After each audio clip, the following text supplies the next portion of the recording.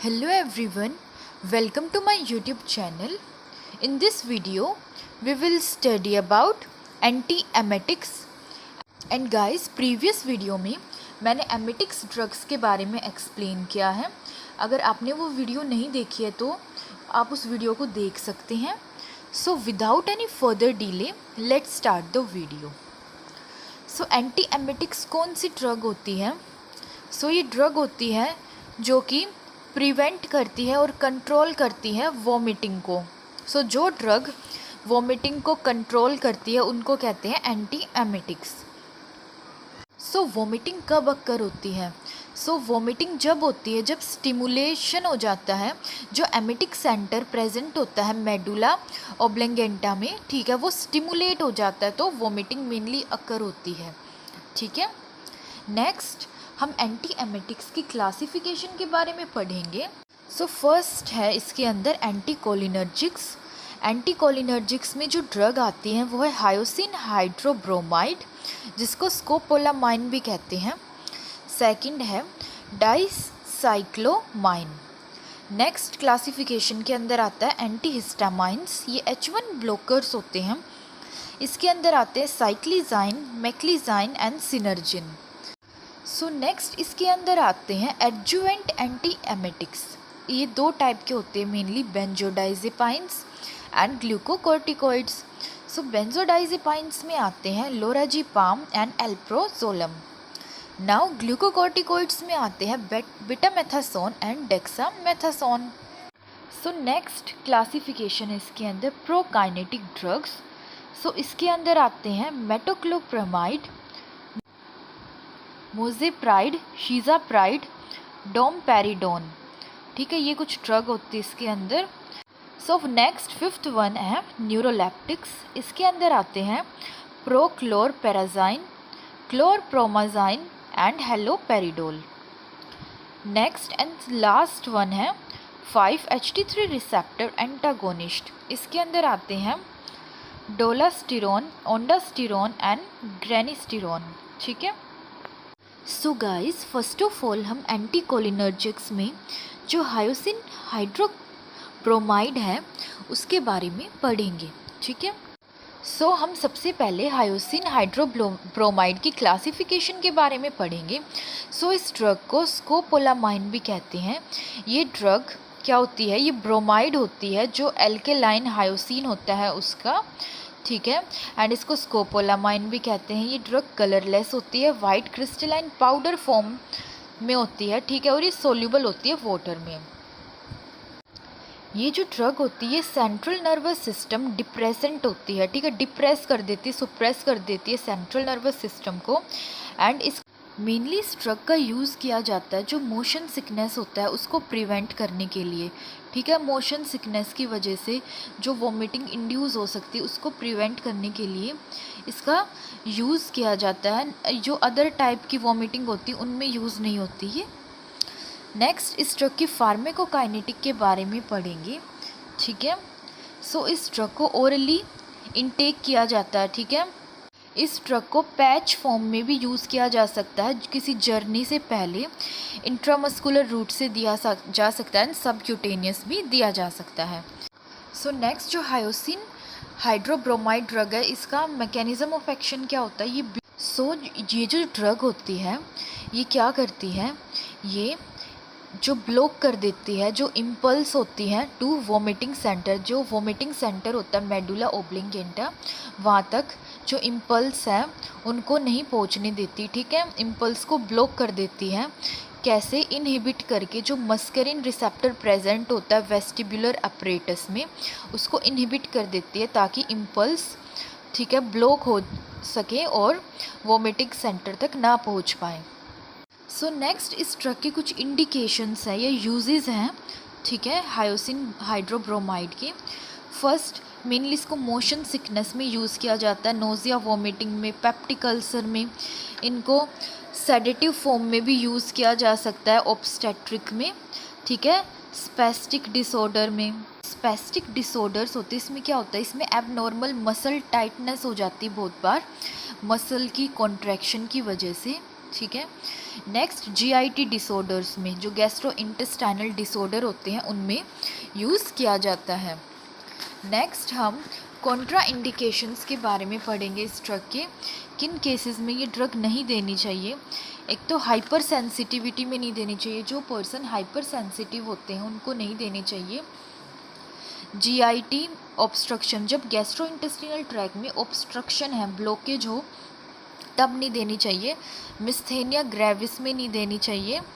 जो मिस्थेनिया ग्रेविस होता है ये एक न्यूरोमस्कुलर डिसऑर्डर होता है। इसके अंदर क्या होता है, जो मसल होती है पर्सन की वो वीक हो जाती है।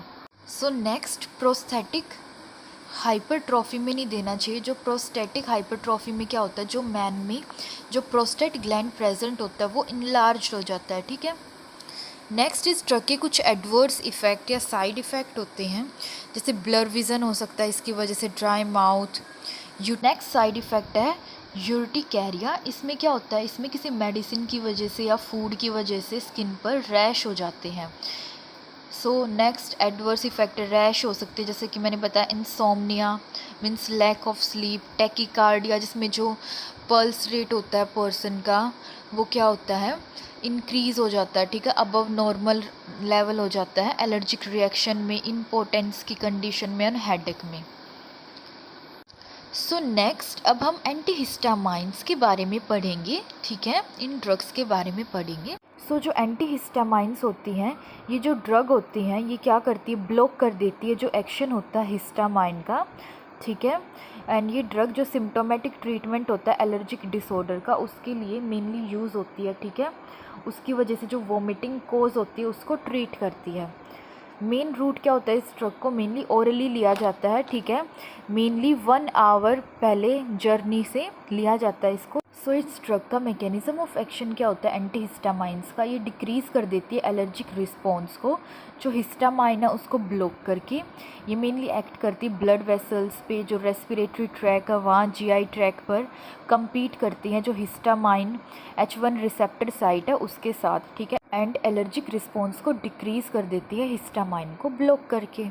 इस ड्रग के कुछ यूजेस होते हैं, इंडिकेशंस होते हैं, मेनली क्या होते हैं, मोशन सिकनेस में, कॉमन कोल्ड, रेडिएशन सिकनेस, यूर्टिकैरिया, जैसे मैंने पहले बताया, ये इसमें क्या होता है, रैश हो जाते पर्सन की बॉडी में, ठीक है, किसी फूड से या मेडिसिन से एलर्जिक रिएक्शन हो जाते तब। Nasal discharge, morning sickness, post operative use, allergic disorders and rhinitis disorder में दिया जा सकता है इनको। राइनाइटिस में क्या होता है, जो नेज़ल पैसेज होता है पर्सन का, ठीक है, उसकी इन्फ्लामेशन हो जाती है इन्फेक्शन की वजह से या किसी एलर्जिक डिसऑर्डर की वजह से। नेक्स्ट इस ड्रग के कुछ एडवर्स इफेक्ट या साइड इफ़ेक्ट होते हैं, जैसे ड्राउजीनेस हो गया, dryness of mouth, chest tightness, dry nose, hypotension means blood pressure decrease हो जाता है पर्सन का, tachycardia, rash, urticaria and haemolytic anaemia जैसी कंडीशन हो सकती है। नेक्स्ट कॉन्ट्राइंडिकेशंस, किन कंडीशन में नहीं देना चाहिए इस ड्रग को, एक तो प्रेगनेंसी में नहीं देना, अस्थमा के अटैक में, हाइपर सेंसिटिविटी, अगर रेस्पिरेटरी ट्रैक का डिजीज़ हो तब नहीं देना चाहिए, कार्डियक डिजीज़, हार्ट से रिलेटेड डिजीज़ में, एंड हाइपरथायरॉयडिज्म में, ठीक है। थर्ड है एडजुवेंट एंटी एमेटिक्स। इसके अंदर मैं बेंजोडाइजेपाइंस को एक्सप्लेन करूँगी। और जो बेंजोडाइजेपाइंस होती हैं, ये जो ड्रग होते हैं ये mainly weak anti emetic agent होते हैं, ठीक है। इनको यूज़ किया जाता है as a adjunctive agents, means इनको यूज़ किया जाता है डेक्सामेथासोन एंड मेटोक्लोप्रेमाइड के साथ यूज़ किया जाता है, ठीक है, एंजाइटी को रिड्यूस करने के लिए एंड एक्टिशिया को रिड्यूस करने के लिए। एक्टिशिया क्या होता है, ये मूवमेंट डिसऑर्डर होता है, इसकी अंदर पर्सन की जो बॉडी उसमें कुछ ऐसे मूवमेंट होते हैं जो इनको पर्सन कंट्रोल नहीं कर पाता, ठीक है। नेक्स्ट ये जो ड्रग होती है प्रिवेंट करती है एक तो साइकोजेनिक एंड एंटीसिपेटरी जो वॉमिटिंग होती है उसको। इस ड्रग के कुछ साइड इफ़ेक्ट होते हैं, जैसे ड्राउजीनेस हो गया, सेडेशन हो गया, एमनेशिया हो गया। रूट क्या होता है इस ड्रग का, कौन से रूट से देना चाहिए, इसको ओरली भी दिया जा सकता है एंड इंट्रावेनस रूट से भी दिया जा सकता है। जो बेंजोडाइजेपाइंस होते हैं इनका मैकेनिज्म ऑफ एक्शन क्या होता है, ये इनहिबिट कर देती है जो इफ़ेक्ट होता है गाबा का। GABA means gamma amino butyric acid ठीक है, जो ब्रेन में प्रेजेंट होता है, ठीक है, उसको क्या करती है, इनहिबिट कर देती है उसके इफ़ेक्ट को, ठीक है, जिससे जो वॉमिटिंग है वो प्रिवेंट हो जाती है। ये तो हमने एडजुवेंट एंटी एमेटिक्स में बेंजोडाइज़ेपाइंस के बारे में पढ़ा है। नेक्स्ट अब हम इनमें ग्लूकोकॉर्टिकोइड्स के बारे में पढ़ेंगे। सो गाइस, जो ग्लूकोकॉर्टिकोइड्स होते हैं इनको adjuvant anti emetic along with ondansetron, so इनको जो ओंडास्टिरोन जो ड्रग होती हैं, ठीक है, उसके साथ और जो मेटोक्लोप्रेमाइड ड्रग होती हैं उनके साथ यूज़ किया जाता है, ठीक है। इनको मेनली इनके साथ दिया जाता है, एक तो ओंडास्टिरोन के साथ दिया जा सकता है या मेटोक्लोप्रेमाइड के साथ दिया जाता है, ठीक है, जो ग्लूकोकॉर्टिकोइड्स होते हैं उनको कैंसर और कीमोथेरेपी की वजह से जो वोमिटिंग इंड्यूस होती है उसके ट्रीटमेंट में।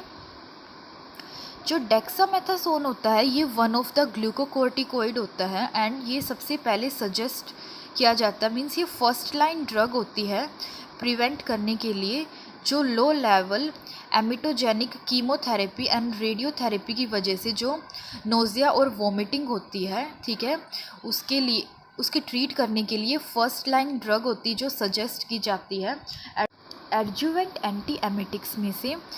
एंड जो पोस्ट ऑपरेटिव के बाद भी रिस्क रहता है नोज़िया और वोमिटिंग का, उसके लिए भी दी जा सकती है ये ड्रग। सो इस ड्रग का मेन साइड इफ़ेक्ट क्या होता है, मेटाबॉलिक डिसऑर्डर, ठीक है, ये इसका साइड इफ़ेक्ट होता है मेन। सो इसकी वजह से मेटाबॉलिक डिसऑर्डर हो सकते हैं, ठीक है, जो पर्सन का जो मेटाबॉलिज्म होता है वो डिस्टर्ब हो जाता है इसके अंदर।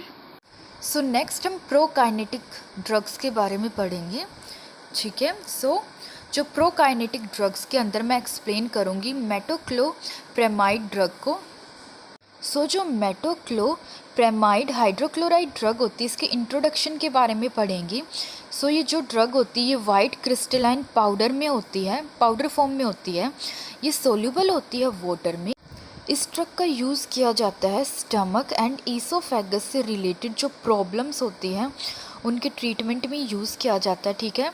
कॉमनली ये जो ड्रग होती है ट्रीट करती है नोज़िया को, वोमिटिंग को, ठीक है, एंड हेल्प करती है एम्प्टी करने में, ठीक है, जो स्टमक होता है उसको, एंड डिले करती है जो स्टमक का जो एम्प्टिंग टाइम होता है, एंड हेल्प करती है जो पर्सन जो गर्ड डिजीज़ के जो पर्सन है मेनली उनको हेल्प करती है। गर्ड डिसीज़ जो gastro oesophageal reflex disease condition होती है उसमें हेल्प करती है। नेक्स्ट इस ड्रग का मैकेनिज़्म ऑफ एक्शन है उसके बारे में पढ़ेंगे। इस ड्रग का मैकेनिज़्म ऑफ एक्शन क्या होता है, ये जो ड्रग होती है ये प्रमोट करती है जो गट की जो मोटिलिटी होती है उसको प्रमोट करती है, इनहिबिट करके जो pre synaptic and post synaptic D2 receptor present होता है उसको इनहिबिट कर देती है, एज वेल एज जो pre synaptic and post synaptic 5-HT3 receptor present होता है जो कीमो रिसेप्टर ट्रिगर जोन में, ठीक है, उसको इनहिबिट करती है। सो ये उसका मैकेनिज़्म ऑफ एक्शन होता है जिससे कि जो वॉमिटिंग की कंडीशन होती है वो प्रिवेंट हो जाती है। नेक्स्ट इस ड्रग के कुछ यूजेस होते हैं, जैसे डिज़ीज़ इंड्यूस्ड वॉमिटिंग, किसी डिज़ीज़ की वजह से अगर वॉमिटिंग होती है उसमें यूज़ किया जा सकता है, ड्रग की वजह से वॉमिटिंग होती है उसमें, पोस्ट ऑपरेटिव कंडीशन के बाद, ऑपरेशन के बाद जो वॉमिटिंग होती है उसमें, ठीक है, माइग्रेन की वजह से जो वॉमिटिंग होती है उसमें, कैंसर की जो कीमोथेरेपी होती है उसकी वजह से वॉमिटिंग होती है उसमें दिया जा सकता है इसको, रेडिएशन सिकनेस की वजह से जो वॉमिटिंग होती है उसमें दिया जा सकता है। ये लेस इफ़ेक्टिव होती है मोशन सिकनेस में। गर्ड डिजीज़ में दिया जा सकता है स्टिमुलेट करने के लिए गैस्ट्रिक एम्प्टिंग को, ठीक है, जो गैस्ट्रो इंटेस्टिनियन रेडियोलॉजिकल प्रोसीजर्स होते हैं उस टाइम पर दिया जा सकता है, एंड ऑल्सो जो जनरल एनेस्थीसिया उससे पहले दिया जा सकता है एमरजेंसी सर्जरीज़ में। नेक्स्ट इस ड्रग के कुछ साइड इफ़ेक्ट्स होते हैं जैसे drowsiness, dizziness, diarrhoea, acute muscle dystonia, ये होता है जो इसमें इनवॉल्यूंट्री जो मसल्स होती है उसका कॉन्ट्रैक्शन हो जाता है। नेक्स्ट साइड इफ़ेक्ट होता है extra pyramidal symptoms. So extra pyramidal symptoms कौन से होते हैं, जैसे रेस्टलेसनेस हो गया, ट्रेमर्स हो गया और इनवॉल्यूंट्री मसल कॉन्ट्रैक्शन हो गया, ये कुछ सिम्टम्स होते हैं इसके। हेडेक में ड्राइनेस ऑफ माउथ, ये भी साइड इफ़ेक्ट हो गए इसके। सो नेक्स्ट हम पढ़ेंगे न्यूरोलेप्टिक्स के बारे में, ठीक है। सो जो न्यूरोलेप्टिक्स होती है ये पोटेंट एंटी एमेटिक्स होती हैं जो कि वॉमिटिंग को प्रिवेंट करती है। ये जो ड्रग हैं, ठीक है, इनका एंटी एमेटिक इफ़ेक्ट होता है क्योंकि ये ब्लॉक कर देती है जो D2 रिसेप्टर प्रेजेंट होता है कीमो रिसेप्टर ट्रिगर जोन में, ठीक है, उसको। एंड इनका anti cholinergic and anti histamine action भी होता है।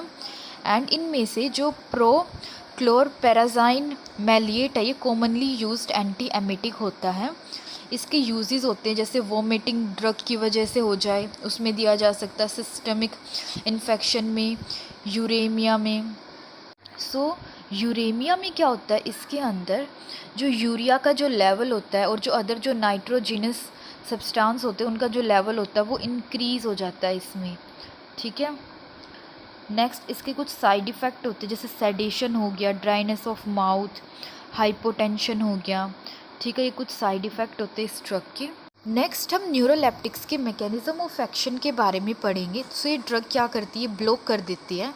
D2 रिसेप्टर प्रेजेंट होता है कीमो रिसेप्टर ट्रिगर जोन में, उसको ये ब्लॉक कर देती है, जिससे क्या होता है जो वोमिटिंग सेंटर होता है मेडुला ओब्लिंगेंटा वो ब्लॉक हो जाता है एंड वोमिटिंग स्टॉप हो जाती है। सो लास्ट वन है 5-HT3 रिसेप्टर एंटागोनिस्ट। सो इसके अंदर मैं ओंडास्टिरोन जो ड्रग है उसको एक्सप्लेन करूँगी। सो जो ओंडास्टिरोन ड्रग होती है ये जो ड्रग होती है ये प्रोटोटाइप ड्रग होती है। मीन्स ये जो ड्रग होती है किसी पर्टिकुलर क्लास को, किसी ड्रग की उसको रिप्रेजेंट करती है, ठीक है, इसलिए इसको प्रोटोटाइप ड्रग कहा जाता है।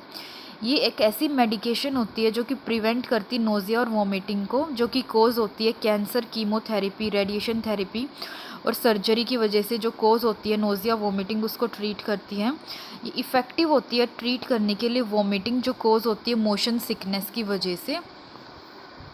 सो इस ड्रग का रूट क्या होता है, इस ड्रग को ओरली दिया जा सकता है या इंट्रावेनस रूट से भी दिया जा सकता है। मेनली 8 mg होती है ये ड्रग, ठीक है, 8 mg दिया जाता है इस ड्रग को। स्लो दिया जाता है इस इंजेक्शन को, ठीक, 30 सेकेंड से पहले नहीं देना चाहिए ये जो इंजेक्शन होता है, ठीक है, और इन्फ्यूज़न फॉर्म में भी दिया जा सकता है, ठीक है, 15 मिनट्स इमीडिएटली ट्रीटमेंट से पहले। सो इस ड्रग का मैकेनिज्म ऑफ एक्शन क्या होता है, ये जो ड्रग होती है ये 5-HT3 रिसेप्टर होता है उसको ब्लॉक कर देती है, या जो केमिकल सेरोटोनिन होता है ये क्या करता है, ये यही होता है जो नोज़िया और वोमिटिंग को कोज करता है, ठीक है। इस केमिकल सेरोटोनिन को ही ब्लॉक कर देती है ये ड्रग गट के अंदर एंड सेंट्रल नर्वस सिस्टम में, जिससे नोज़िया और वोमिटिंग ट्रीट हो जाती है। नेक्स्ट इस ड्रग के कुछ इंडिकेशंस होते हैं, यूजेस होते हैं नोज़िया वोमिटिंग में। पोस्ट ऑपरेटिव के बाद जो नोज़िया वोमिटिंग होती है उसमें, पोस्ट रेडिएशन के बाद जो नोज़िया वोमिटिंग हो सकती है उसको ट्रीट करती है। कैंसर कीमोथेरेपी के बाद भी हो सकती है उसको भी ट्रीट करती है। And radiation sickness. Side effect क्या होते हैं इस ड्रग के, हेडेक हो गया, dizziness, diarrhoea, drowsiness, weakness, tiredness, chills and constipation. कुछ कॉन्ट्रा इंडिकेशंस होते हैं किस कंडीशन में नहीं देनी चाहिए ड्रग, हाइपर सेंसिटिविटी में, अनकॉन्शियसनेस में एंड हाइपोटेंशन में, मीन्स जब ब्लड प्रेशर डिक्रीज़ हो जाता है पर्सन का। So guys, that's it for today. I hope you understood the topic, and in our next video we will study about purgatives and laxatives. And thank you for watching my video. If you really liked my video, then don't forget to like and subscribe to my channel, and also hit the bell icon to get notification of my next video.